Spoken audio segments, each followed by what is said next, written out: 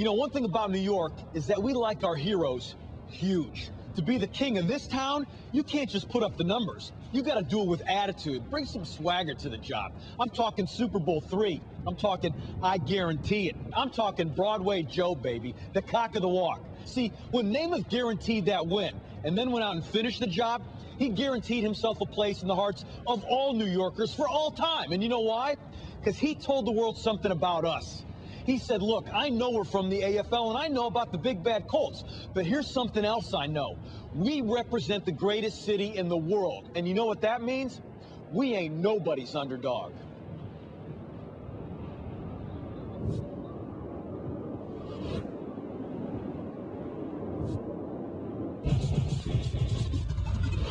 What's your greatest day?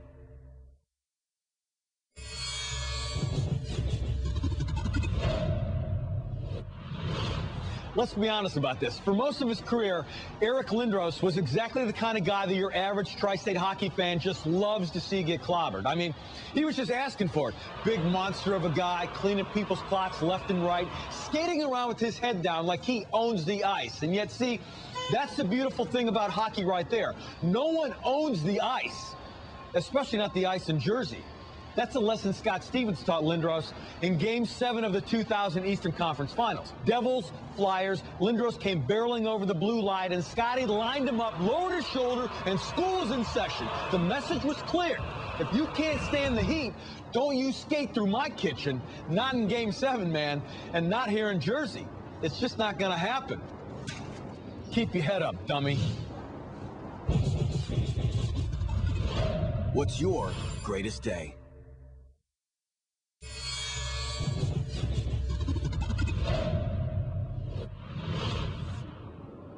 Long before Mike Tyson belonged to the world, he belonged to Brooklyn, Brownsville, where he honed his fighting skills on some of the meanest streets in all America.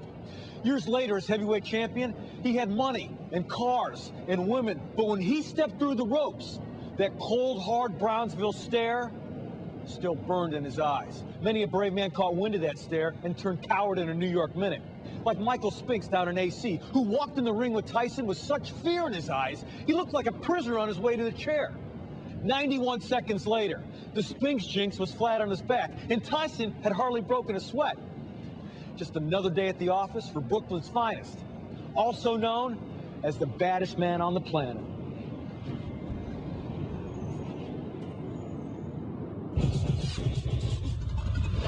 What's your greatest day?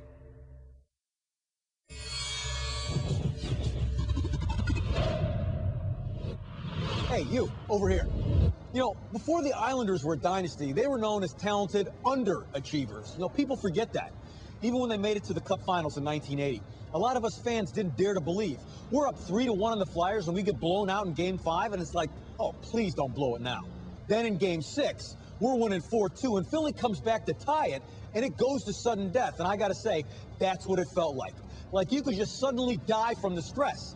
So when Bobby Nystrom flipped that backhand past Pete Peters, oh my God, it was more than the goal that won the Islanders their first Stanley Cup.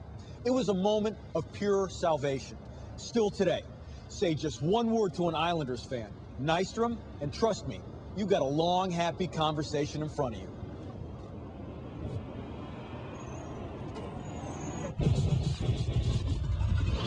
What's your greatest day?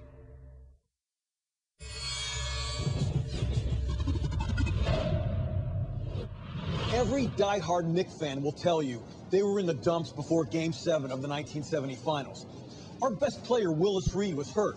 He was MVP of the entire freaking league. But in Game 5, he tore a muscle in his thigh that's supposed to heal in like 3 years. Game 7 was only 4 nights later, and the Lakers had just blown us out in Game 6. Well, you know the rest. A lot of fans heard the news from the radio. Now here comes Willis, and the crowd is going wild. And let me tell you something, wild was an understatement. People who were at the Garden that night talked about it like an actual miracle when they saw Willis limping out of that tunnel. It was unreal, almost like a comic book. And Willis Reed was Superman, coming to save the day.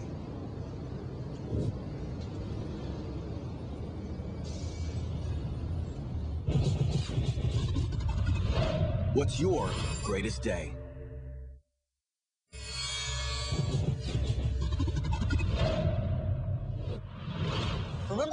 Rangers won the Cup in '94, it was much more than a championship for New York. It was mass catharsis.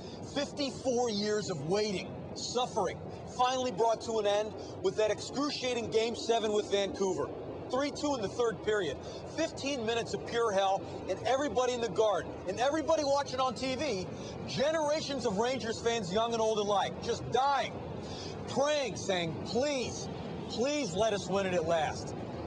And after that last face-off, I'm telling you, up in the stands, it was like a revival meeting. Strangers hugging strangers, tears streaming down our faces, screaming, hallelujah, like we'd just been reborn. And you know what? In a way, we were.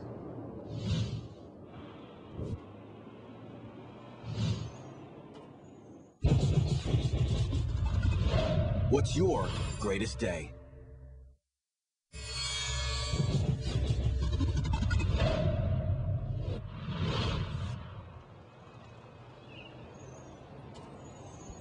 Sometimes in sports, you can remember the moment when your team's future changed forever, right down to the very second.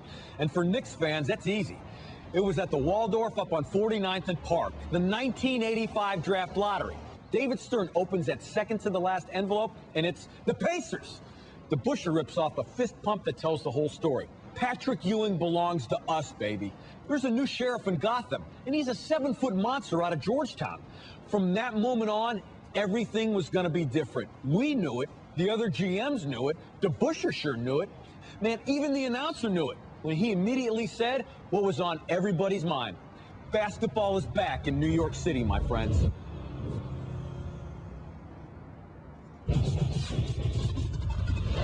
What's your greatest day?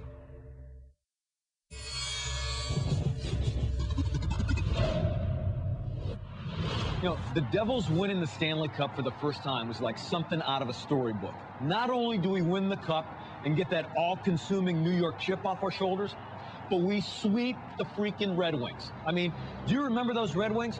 Paul Coffey, Yzerman, Fedorov. They were like an all-star team. And meanwhile, the Devils were a scrappy bunch of guys who smacked you around on defense and had a brick wall named Marty Brodeur in goal. That hit Scotty Stevens laid on Kozlov in Game 2. I remember right then, you could feel it in the air. Destiny. All the pundits were saying that Detroit couldn't lose. But that shot was a message loud and clear that these Jersey boys weren't messing around. And that was when I knew our time had come at last.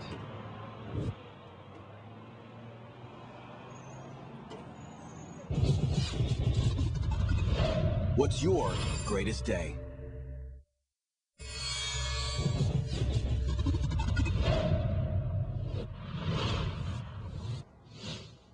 There's an old Marine motto, improvise, adapt, overcome. That pretty much says it all about Derek Jeter on the baseball field. Jeter is all about winning and nothing else. Take Game 3 of the 2001 ALDS in Oakland. The Bombers are down 2 games to Oakland and clinging to a 1-run lead in the 7th. The A's have Jeremy Giambi on first. Terrence Long strokes a double down the right field line, and it looks like that lead is shot, right? But then Jeter goes all magician on the situation, reaches into his bag of tricks, and pulls out an impossible backhanded cutoff shovel pass that nails Giambi at the plate. Improvise, adapt, overcome. I'm telling you, those 3 words are written in the man's DNA.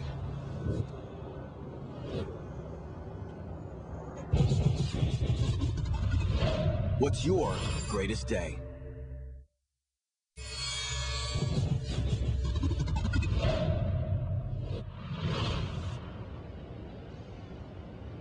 For 7.5 innings, the deciding game of the 2003 ALCS at Yankee Stadium seemed like it might be the moment Boston fans have been waiting for all their heartbroken lives. The day the curse was put to rest forever. The day the Yankees were thwarted at last.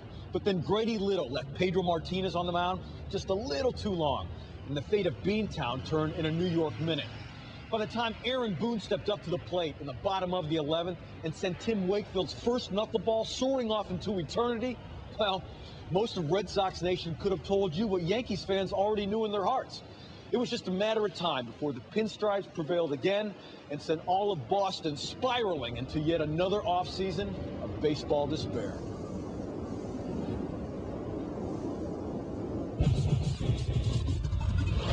What's your greatest day?